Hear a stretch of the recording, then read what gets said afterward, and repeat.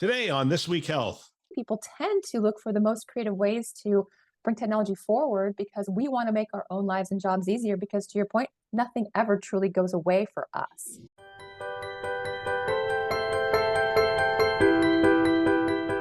Thanks for joining us on this Keynote episode, a This Week Health conference show. My name is Bill Russell.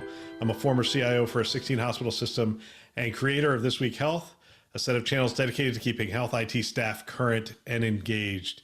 For 5 years, we've been making podcasts that amplify great thinking to propel healthcare forward. Special thanks to our Keynote show partners, CDW, Rubrik, Sectra, and Trellix for choosing to invest in our mission to develop the next generation of health leaders. Now, on to our show. All right, here we are for an exciting conference episode. We're joined by Sue Schade, principal at StarBridge Advisors, and Sarah Richardson, CIO at Tivity Health, and so many other things that Sarah does that it's hard to really encapsulate it. In fact, every time I turn around, I see you different posts, different things around leadership and those kind of things. So I'm really looking forward to this conversation. We're going to talk about giving back to the industry. Welcome to the show, both of you. Thank you. Thanks, Bill. Good to be here.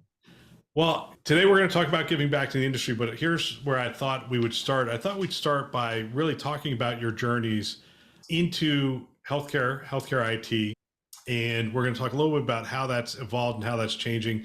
And then we're going to close with giving back, and we're going to talk specifically about the executive and residence program with This Week Health that you guys are inaugural members. So thank you very much for that. Sarah, I'm going to start with you. Give us an idea of your journey into becoming a CIO in the healthcare industry. My journey started, Bill, with hospitality business. I actually have my first degree from UNLV in hospitality administration and spent the 90s opening major casino resorts and loved the technology that it took to run the largest places in the world. And I also loved the fact that it was a catered experience for each of the people that would come to stay in Vegas and have these amazing experiences. It was when Vegas was a family destination, which is always sort of a fascinating hypothesis since it's tended to morph since then. People still bring their kids, but it's not really what it's known for. And I don't know that truly it ever was. And I did that in 4 different locations. I loved it. It was super fun. Like my first real job was at the MGM Grand, which was the largest hotel casino in the world at the time. And that took me into airlines, but then took me into healthcare. And what I loved about the ability to bring hospitality to healthcare is the fact that when you are experiencing healthcare, at least in a hospital setting, and quite often on an outpatient business as well, it's your most vulnerable time in your life. And so how do you create an experience that allows you to get well and still feel like you're the most important person in the room in those experiences? And so bringing those together was really special. And it stuck because I've been in the healthcare arena for over 23 years now. And I only spent 7 of my years of my career, yes, my 30-year career, in hospitality. So to this day, I love bringing those forces of nature together. Yeah, and when we met, you were at DaVita. You went to Optum as part of the DaVita, and then you're now at Tivity. Are there others I'm missing in between there? Well, probably. Think about like the journey of I actually went to Healthcare Partners that got bought by DaVita that got bought by Optum. So this sort of triple acquisition universe. But the thing I love is that background, plus all that time and energy that I spent at HCA over almost a decade, really put me in a space. But I went to Tivity specifically for certain aspects of my career and certain responsibilities to bring to that organization. And we did go from being publicly traded to being owned by private equity. We've been with private equity for over a year now, and we continue to create new opportunities. We recently bought Burnalong or acquired Burnalong as part of our portfolio. So I love to build and craft and arrange things in a way that continues to bring both experiences and valuation to the industry and to the people that it serves. And so being at Tivity is really a very special place right now because it's everything I've ever done in my career. I get to do it here right now. Fantastic. Sue, your journey into healthcare IT? Okay, the only way I can top that is it's more years, Sarah. So I've followed you since I became a CIO. So you have always set the path for others. Well, thank you. That's very kind of you. I remember when I first met you at one of the Chime events. It was great. So I started as a programmer, and then I was a small systems analyst trying to figure out for the company the non-mainframe world. So that's how far back it goes. And I do have 40 years You're not supposed to say how many years, but 40 years in health IT management in healthcare organizations. And that includes working as the VP of software for an early stage company, and then moving over to a big consulting firm for a period, kind of a transition period. I worked at the CIO level starting in 2000. I was at Brigham and Women's Hospital as the CIO, and then left there to go to Ann Arbor, Michigan. And I served as the CIO for University of Michigan hospitals and health centers. And in early 16, I decided to move back to New England, by family and grandkids. 3 of the 4 grandkids were born while I was in Michigan. So I had to figure out when I could get weekends and plane tickets and go visit. So now it's a matter of a short drive to see them all. So I decided I want to be by family, and I wanted to have more flexibility in my career at that stage. So do interim management, consulting, and leadership coaching. And then later that year, I started with a couple colleagues, StarBridge Advisors, and that's a health IT advisory firm. And that's what we do, interim management, consulting, and coaching. We've got about 40 plus senior people who are on our team and work in healthcare organizations all over the country. My focus right now, after doing 4 interims and a lot of coaching, is to continue doing the coaching work and place the advisors on engagements where we can. So that's you guys both do coaching, and I appreciate that about you. It's part of giving back. But as part of that, I'm curious, not only from your experience, but from the coaching experience, what are some of the unique challenges that a CIO in healthcare faces than, say, compared to other industries? Sue, what are your thoughts on that? Well, first off, it's 24/7 by 365 in a way that cannot go down.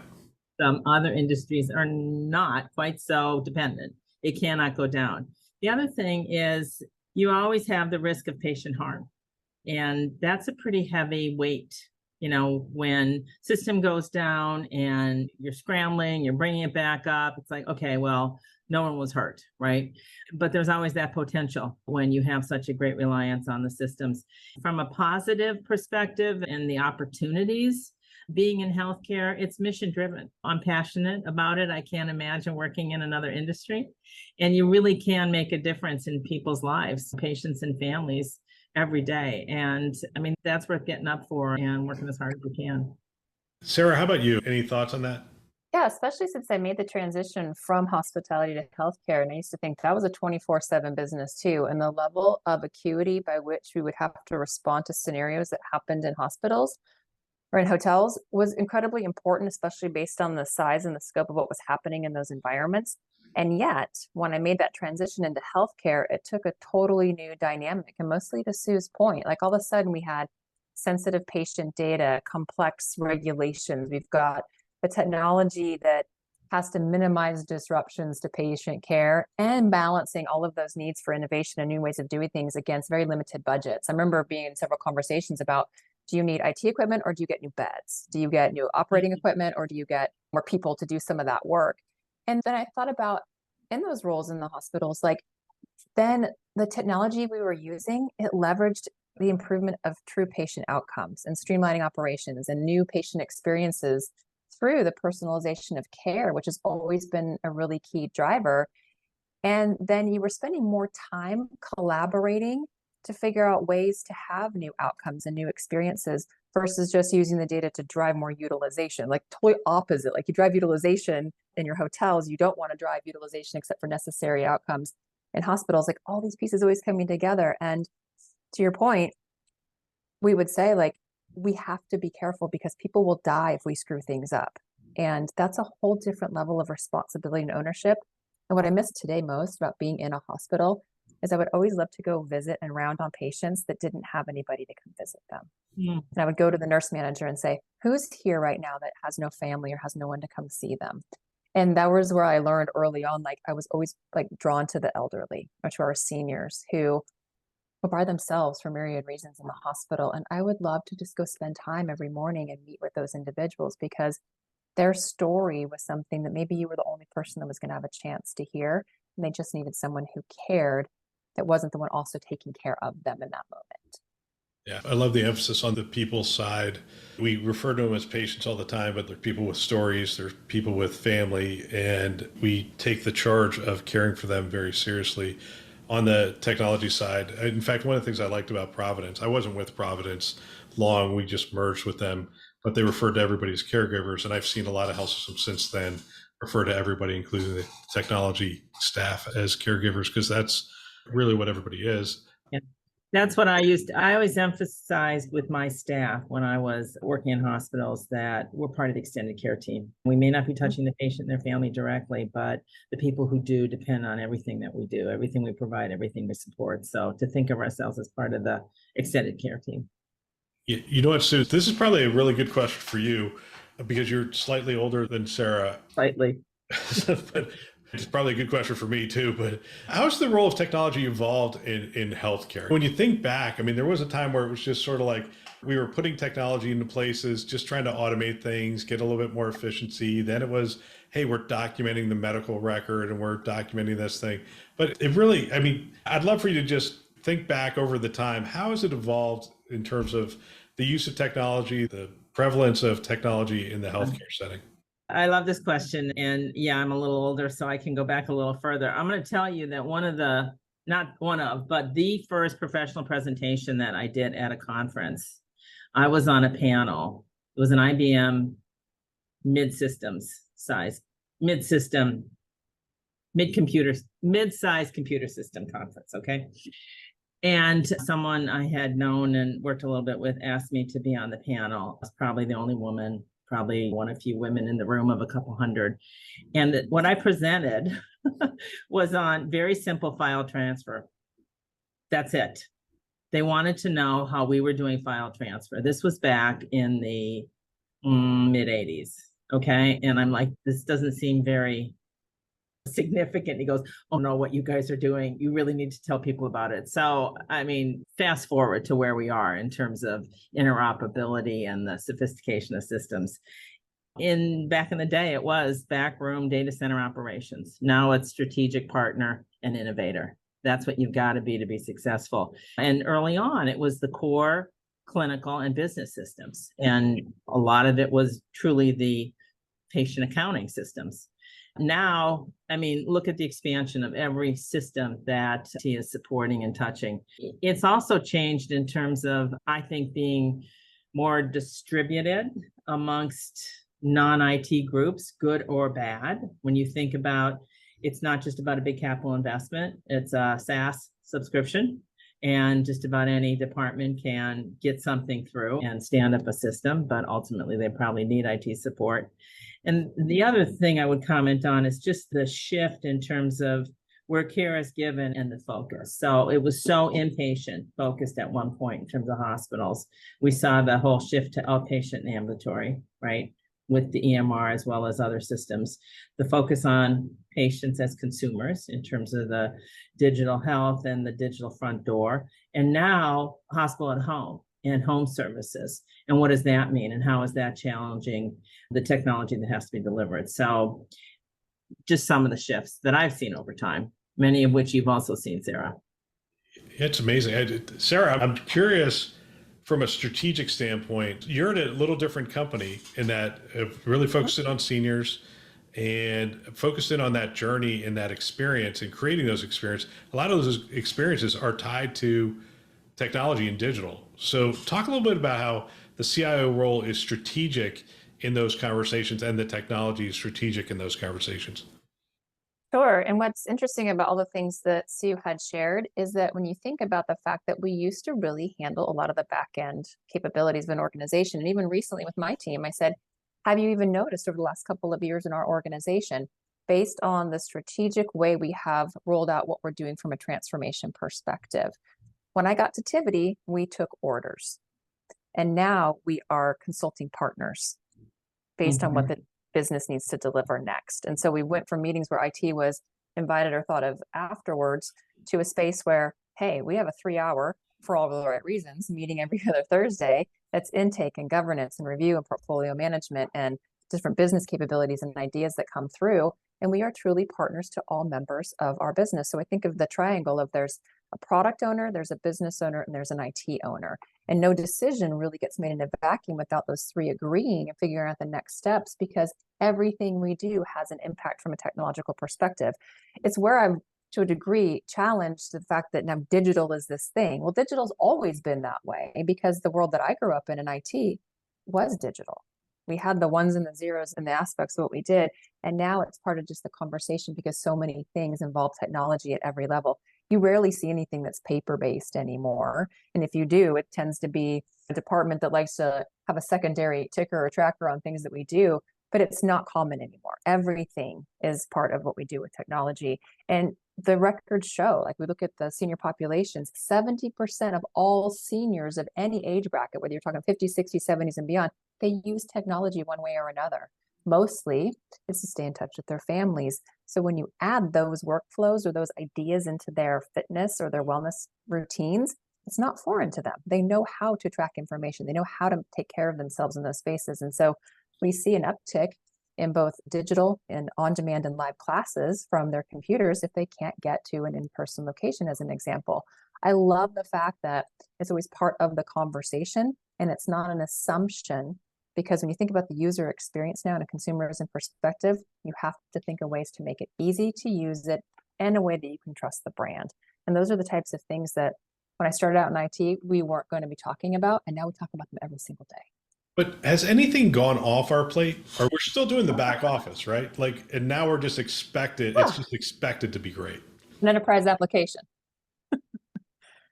Yeah. I don't think things come off, but I believe we get to use our brains in a way that is new and maybe not as formulaic as it was in the past. It's like we get to be creative and think of new ways to do things first. But IT people tend to look for the most creative ways to bring technology forward, because we want to make our own lives and jobs easier, because to your point, nothing ever truly goes away for us.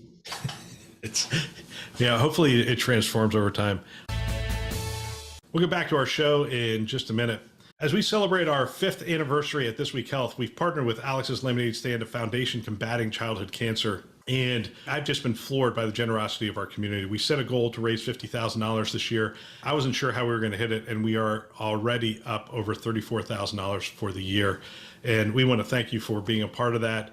This June, as you know, we've been doing drives all year, and we're going to do something a little different in June. We have 229 groups where we bring together healthcare leaders, about 10 to 15 of them in a roundtable format, and we discuss the biggest challenges facing healthcare and how technology can be applied to those challenges. We have an event in June, and together with our chairs of that event, our participants, and our sponsor partners, we're going to be donating $5,000 to the cause. We really want to thank our chairs for that event, Jeff Sturman and Chad Brizendine. Jeff Sturman with Memorial Healthcare, Chad Brizendine with St. Luke's University Health Network, for being a part of that. We want to thank our sponsor partners, Order, Gordian Dynamics, ClearSense, Rubrik, SureTest, VMware, and Nuance for also being a part of raising that $5,000. And we want to thank you again for your generosity. If you want to join us, thisweekhhealth.com, you can click on the Alex's Lemonade Stand banner on the homepage and you'll get taken to our lemonade stand. You can go ahead and give directly onto that page and see some of the other people who have given. Now, back to our show. I'm curious, we've all lived through the pandemic, and I'm wondering how either the demands on leaders have changed or the expectations of leaders have changed. I'm curious what your perspective is on that, having worked over the last couple of years. Is the leadership role changing? I'm sure the demands are changing, but has the role itself as a leader changed? Sue, what are your thoughts on that? Has the role as a leader changed? No, it's probably just using different muscles when you think about it. Certainly the crisis, the quick reaction, the decisiveness, less meetings, less process. Let's just make the decision and move, especially early days of the pandemic. I think that leaders were exercising those muscles in different ways. I do think there's a greater focus on people as truly the most important asset of an organization. And clearly with the concerns about burnout, certainly clinicians burnout, but really everybody. It's been a very difficult couple years. So I think there's more focus from leaders on the people aspect. There's clearly more focus on retaining the staff, the workforce, being flexible, providing where possible, all the remote and hybrid options. And we could have a whole thing on that. And I know you talk about that periodically, Bill, but as the pendulum swings back and forth on that one. The other thing I would say is there's female traits, I'm going to say with the air quotes, some of the softer skills that people talk about in terms of leaders. I think people have had to really develop those skills and exercise those skills, again, on the people aspect during this period.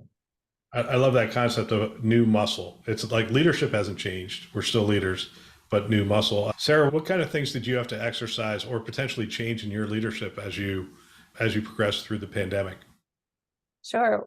I would start by saying we have ended up more dynamic, adaptable, and innovative in response to COVID-19, but it wasn't just the pandemic that drove that in terms of like the need to be more agile and quickly adapt to changing circumstances. I believe that we as leaders have always been accustomed to that, working in the industry that we work in. But it was making difficult decisions with limited resources, being comfortable with not having to overanalyze everything. It wasn't always a committee conversation. It was what's the next best action based on the information we know today, and making decisions quickly. I remember everyone said, we got so much done during COVID. I'm like, yeah, because we had like 2 or 3 things we were focused on. It was getting our patients safe and well, keeping our staff that way as well, getting telemedicine in place, getting remote monitoring more stabilized. Even that was simple as something like putting VDI or remote work in place. And then, of course, the continuation and the ability to decide what kind of environment do you want to work in going forward. And all of that was that just absolute focus on a few and finite things that were happening. It's one of the traits that I've continued to push into our EPMO and in our governance discussions. Everyone's like, why were we so successful? We did like 2 or 3 things at a time with absolute laser focus. And guess what?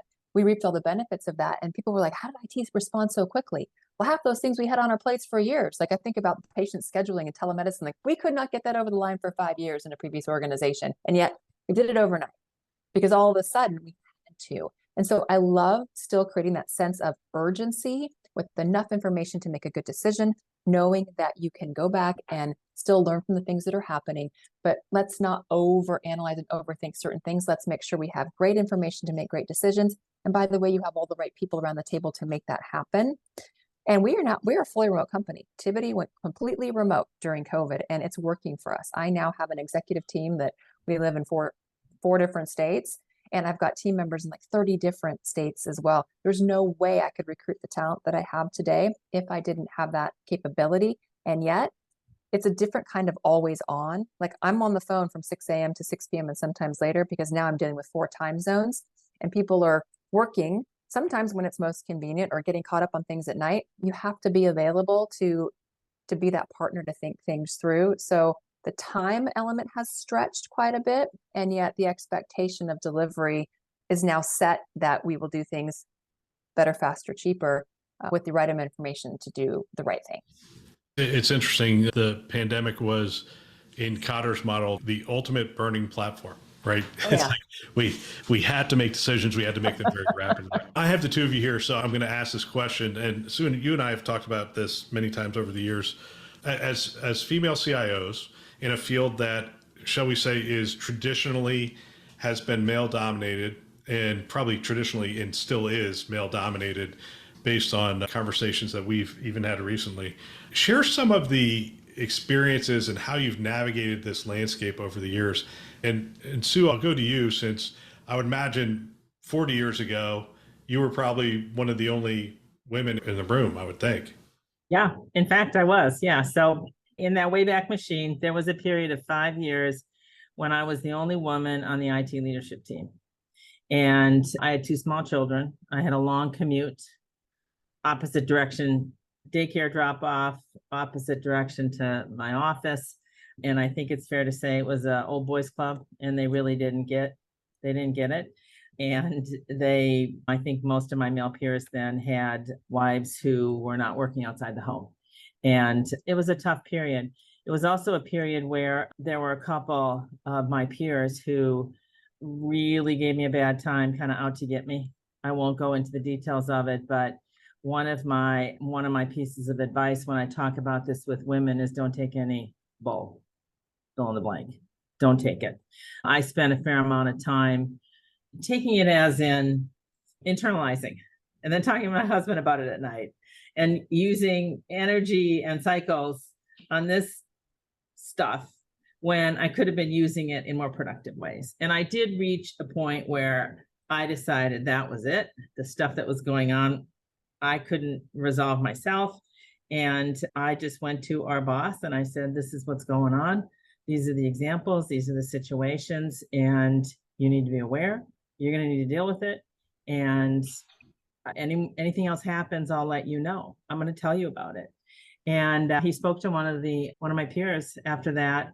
And then that peer came into my office and held my door shut and with his hand on the doorknob and threatened me if I said anything else and reported anything. So hopefully people aren't dealing with that kind of stuff now. Women aren't dealing with that kind of stuff now, but who knows? And things have progressed a lot. But yeah, I was kind of the school of hard knocks. What I tell women, make sure you have a strong support system. That's friends and family. My husband, during those years of raising kids and management, he was just awesome as a support. Have a mentor or mentors. Hard as it may be at times, you have to develop that confidence. There's a great article, The Confidence Gap, that I recommended to people that just really have a lot of data talking about girls and boys growing up and the differences. And I will tell you, I have 3 granddaughters and 1 grandson, and I see it. My grandson's name is Colin, and sometimes I tell people just challenge your inner Colin. I mean, he thinks he can do anything, and he's 7. Right? And as I said earlier, just don't take the bull crap. Find a way. If you can't resolve it yourself and you need to report to the right places, then you have to do that. Hey, Sarah, I'm going to give you this question in a minute, but Sue, I'm sort of curious, what would make the biggest difference culturally or in women being able to achieve? Is it some aspect of taking into account the life challenges that women face in terms of potentially having kids and potentially the balancing career? Is there something that organization can manage or do differently? It's certainly policies, flexibility. I mean, and that goes for men and women, moms and dads, right? And you see a lot of progress in that area in terms of organizations. It also goes for opportunity, promotions. People say it's not a pie. It's not like you give here and it takes away from someone else. You raise up women, you're going to lift all boats. Right? When you look at DEI efforts, diversity, equity, inclusion, it's broad. Policy, culture, leaders' behavior, all those things come into play. And things are better and different. Let me just say one other thing. I started openly talking about women's issues at work 9 years ago. I think it was in 14. And I had the opportunity to do a keynote at one of these conferences that are highly vendor sponsored. There were probably 200 people there. The vendors pay for you to be there, and then you do that fast speed dating and talk to them during those sessions. But I was asked to do the keynote. I was told I could talk about anything, 20-minute talk at dinner the opening night. And I talked about the changing workforce, and I talked about women's issues. And there were a couple women in the audience who looked at each other when I started talking and thought, oh gosh, where's this going? And I had so many men come up to me afterwards and say, I'm so glad you said what you did. And then they told me about their daughters, right? I have a daughter who wants to be an engineer, and I'm trying to be supportive of her. So my point about starting to talk more openly about it and then write about it in terms of my blog, I see there's been a lot of progress. I look at something like Hit Like a Girl and everything that Joy Rios has done. It's like, let's not hide the fact that there are still issues. Let's raise them up and let's find ways to support women. Yeah, I am so grateful for the two of you and the role model you've been for my daughters. And Sarah, I know you're working with one of my daughters, and it's funny because she works with Sarah. And Sarah says, no, you could do this. You could do this. You could do this. And sometimes this is and Sue, I think you and I know Jamie Nelson and I talked about this as well on the show, where women see a checklist of like 10 things that's required to do the next job. And they only have like 2 or 3 of them. Right. And they go, oh, I can't do that job. And men look at it and go, I've got 2 or 3, I can do that job. Exactly. And they apply. Yep. And sometimes it's just somebody saying, no, you can do it. And Sarah did that with my daughter. And so she works for me, and she called me up and says, hey, we need to have a conversation. I believe my role is worth more money than what you're paying me. I believe, and she had this PowerPoint presentation. And I just want to thank you publicly, Sarah, for getting my daughter such a significant pay increase of course, from my organization. So anyway, Sarah, talk about clearly you've benefited from some of the work that Sue has done over the years. Talk a little bit about your journey as a female leader in this landscape. Sure. What I find most interesting is that we always need a sponsor who tells us that we can. And then that sponsor is a safe place that also shows us how we can. We don't always know how to get there. I think about colleagues who don't go for the promotion or don't exalt themselves in their own performance reviews because we're taught to be humble or quiet or not take up space. And I remember being in the offices and I would tell the women, take up space. Like, it's hilarious. When I go to an in-person meeting, I practically unpack like I've lived there for a week, and not just to like claim territory as much as sit at the table, sit up front, spread out. Don't be demure and hiding out in your chair. Have a voice. I mean, I'm pretty tall and I still wear like 4-inch platform heels because you're 6 feet tall in a room. You command a presence. And it's okay to own that space. And that started with one of my very first bosses. She was 5'11" and she still wore heels. And I was like, you are so awesome. She was also an incredibly successful leader, kind, thoughtful, driven, strategic. And she taught all of us a lot of those basic elements. So I was lucky in that I had strong women in my life, both personally and professionally. But then there are those moments where you're like, that whole space of imposter syndrome sets in because we aren't taught how to fail gracefully.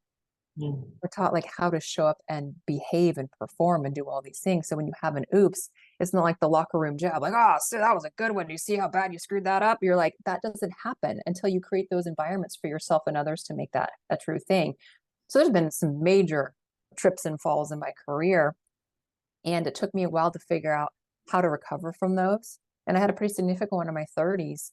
And it took me a couple of years to refine my identity until I realized that my identity wasn't actually my job anymore. My identity was what I brought to the table from a collective perspective. So I have several women on my team. Sometimes I get questioned about it. And I go back to the Ruth Bader Ginsburg quote about when will there be enough women on the Supreme Court? And she said 9, and that would be all of them. She's like, well, there's been 9 men before. No one ever said anything. And so you always hire for the best skill set and talent, but I am always drawn to the women who are looking to very specifically up their career while they decide. And I love my 20-something mentees. They're just getting married, or my 30-somethings just deciding to now have babies. And like, how do I do all of these things at the same time?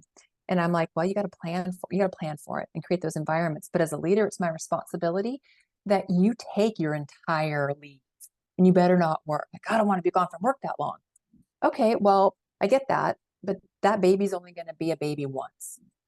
And I promise 5-6 years from now, when they're going into kindergarten and first grade and doing those things, you're not going to wish you checked your email when they were 2 months old.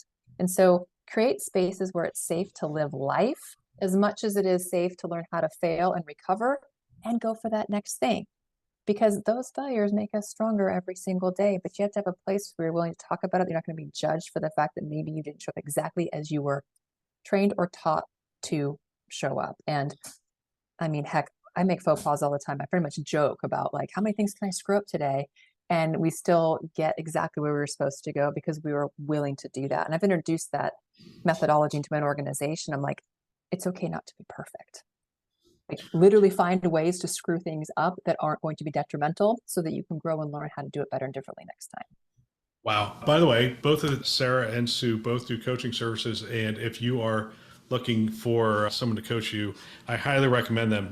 Whether you're a woman or a man, they're phenomenal coaches, great experience, and a lot to share.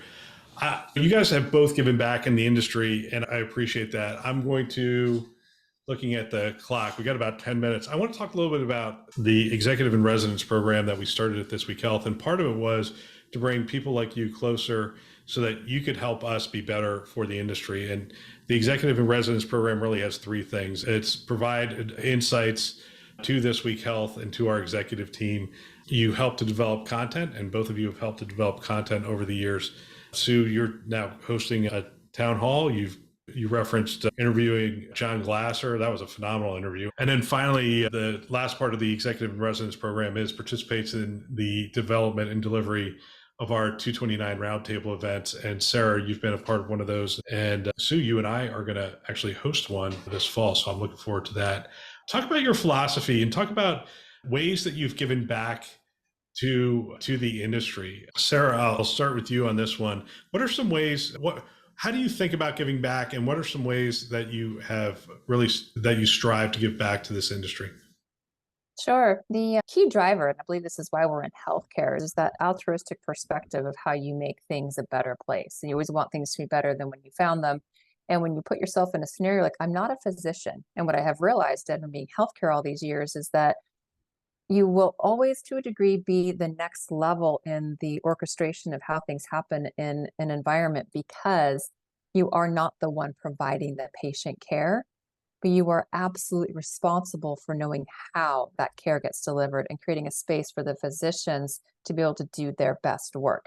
And no one went to school to become a doctor who just stands and sits in front of a computer. And so having those open and honest dialogues and not taking their conversations or their ideas about technology personally, except you personally decide what you're going to do about it. And so that honest feedback and creating a rapport with physicians, I'd always figure out who hated IT the most and figure out a way to have them understand that everyone's there for the same reason. How do we figure out a way to do it together? And those were always my favorite stories, was getting the anesthesiologist to agree on a new system, or putting PACS in place 25 years ago and having the radiologist be okay with the fact that now these reads were going to be done potentially even in another country. Those relationships, the reputation that you build, and the opportunities you create by not only listening and allowing people to be heard, but also forcing yourself to think about things in a new, a different way. To me, that's that constant feedback loop that has lent itself to coaching and trying new environments, as far as whether that's hospitals or primary care, specialty care, and now Tivity. You always make yourself think a little bit harder than you ever thought you would have to in a given scenario. And Sue, you've given back in so many different ways. I'd love for you to share just some of those ways that you've given back. Sure. Let me preface it by saying, and this is something I think I blogged about at one point, the idea of giving back. If you are young with a family and maybe working on your master's like I did when I had a young family and I was in management, you got all you can to just get through the day, right? As you get older and you maybe have less of those family demands, is a great opportunity to start giving back. Though I would encourage every young person early in their career to find ways to get involved. So I was on chime committees, HIMSS committees. I served on the chime board. I served on the board of AMI, which is the Biomed Clinical Engineering Group. I'm committed to developing next generation leaders. And I know, Bill, that's something that I certainly share with you and This Week Health. I started writing the blog weekly 9 years ago. I keep thinking, how much longer do I go? How much more do I have to say? What's new, right? But that's really a way of giving back and helping educate and share. I don't typically say no to speaking requests. I love doing panels. Probably more than presentations. Is a little less prep and you get to play off other people. One of the things that I never say no to, and this was true when I was in CIO positions, is students. If you're the CIO in a healthcare system and someone is in a graduate program of some sort and they have an IT leadership course or whatever, and they reach out to you and they say, can you talk to me and answer some questions as part of some coursework I need to do? And can I learn from you? The answer is yes, you fit that in. You have to. Someone's done that for you along the way. The last thing I'll mention is that I probably do 2 to 3 calls a week now, helping people who are in between jobs, who are thinking of changing, giving them some career advice, telling them what I know is open, who I can introduce them to if they don't have a good network or don't know the search firms. So you find ways to help other people because you know people have helped you along the way. Yep, absolutely. Just in the interest of time, I think this is going to be the closing question.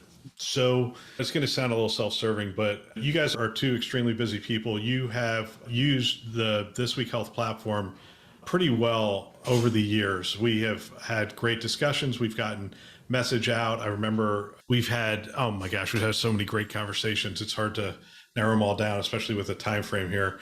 But Sue, why would you choose to come on the show as often as you did? And I really appreciate you coming on, both of you, in that first year, because when I started the show, I thought, I only know 10 people in the industry. I don't know how I'm going to do weeks of shows. And you guys came on early on and it really helped me. And that's another way that you've given back. Why This Week Health? Why have you given of your time, and why now the Executive in Residence program? Sue, I'll start with you. Well, I like you, Bill, and I think what you're doing is amazing for the industry. And I've always been a fan and supporter from the beginning. And I think the fact that you change and evolve and you listen to your audience, right? And you come up with new programs, you sunset other programs. So it's staying fresh and relevant. And I love that. For me, being able to share and to learn from others. Every time I schedule one of the town hall interviews, it's like, okay, who do I know well? And what is it that we could dig in specifically on for 20 minutes and try to add some value to the people who are going to listen? So yeah, it's more than that. I like you, Bill. I think what you have built is a great platform and contribution to the industry, and I'm happy to be part of it. Well, I appreciate you telling me. I told you before I asked the question that it was a little self-serving. I need some accolades every now and then, so I appreciate it. Sarah, we'll give you the last word on the show. The likability factor is always important. You do business with people that you like as much as that responsibility that Sue mentioned. Yes, we take the calls. Yes, we help people out who ask, all those different connections that need to be made, because you never know where that spark will create something special for an individual. It goes back to that continuous learning, continuous desire to make a difference in the industry. I remember one of the topics you sent me like 2 or 3 years ago. I'm like, I have no idea, because I'm not doing that where I am. But I'll be darned if I'm going to say no, because now I need to go figure it out. And then I'm calling my network and saying, hey, I'm going to be on Bill's show, and here's these different topics. Like, what are your perspectives? How do I create the best answers for an audience? And they're like, oh, Bill, what's Bill doing? I'm like, oh, This Week Health. Yesterday, I had a conversation with a CEO who has created a new company in healthcare that's about 2 years old. And I'm like, are you familiar with This Week Health? Do you know Bill? He's like, no. I'm like, go check it out. So it's a way to educate myself. It educates other executives, educates people about an approachability for something maybe they aren't that familiar with, but they can go listen to your show and be a part of that. And then I think about 229. We've got a big group coming in next month here to California. And I'm like, I want that to be a destination space for people to share ideas in a safe and collaborative manner. Like, where else do you get to go and not be with 3,000 people or 10,000 or even 1,000 and just sit around a table and go, oh, guess what? This is happening in my universe too. And it's not co-commiserating. It's like, oh, here's how I'm solving for that. And every time you bring people together, you create bonds and you create new synergies and new opportunities. That's what This Week Health is all about. It's the education, it's the experience, it's the camaraderie that goes with that. And when you do that in a way that's very approachable, then of course people want to be a part of something bigger than themselves. That's how we all get better together. And so I'm grateful for the platform you've created, because we all needed it. You were the one who went and did it. Well, I appreciate those kind of words. I will close with this. Leadership can be lonely. There's a lot of times you have information you can't share. There's things you have to process yourself. And Sue, you mentioned earlier, having that network of people around you and those kind of things. I hope we're creating that kind of community. And I appreciate the two of you, because there are times where this job is lonely. It's in my house by myself and those kind of things. And I really enjoy knowing that you guys are a phone call away, and appreciate you being a part of helping to build this community and make it all the things that we hope it will be. So thank you again for being an executive in residence, and thank you again for coming on the show. Thank you. Have a great day. Bye. Bye. I love the chance to have these conversations. I think if I were a CIO today, I would have every team member listen to a show like this one. I believe it's conference level value every week. If you want to support This Week Health, tell someone about our channels. That would really benefit us. We have a mission of getting our content into as many hands as possible. And if you're listening to it, hopefully you find value. And if you could tell somebody else about it, it helps us to achieve our mission. We have 2 channels. We have the conference channel, which you're listening to, and This Week Health Newsroom. Check them out today. You can find them wherever you listen to podcasts, Apple, Google, Overcast. You get the picture. We are everywhere. We want to thank our Keynote partners, CDW, Rubrik, Sectra, and Trellix, who invest in our mission to develop the next generation of health leaders. Thanks for listening. That's all for now.